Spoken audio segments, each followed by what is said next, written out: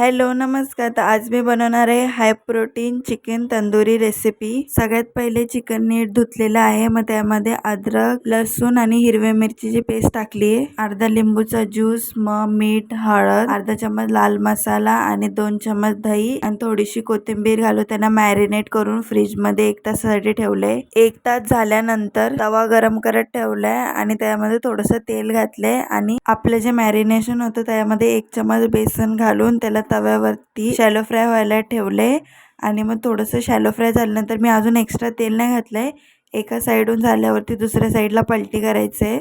एका साईडला 5 मिनिटं, दुसऱ्या साईडला 5 मिनिटं शॅलो फ्राय व्हायला ठेवलंय. आणि आता मी त्याला थोडंसं तंदूर फ्लेवर देते. तर चिकनची पीस घेऊन असं गॅसवरती थोडंसं तंदूर फ्लेवर द्यायचंय. मग रेडी झालं आपला high protein chicken tandoor recipe. खायला तर एकदमच टेस्टी आणि ज्युसी होतं. तर व्हिडिओ आवडला असेल तर लाईक, शेअर, कमेंट, सबस्क्राईब करा. Okay bye.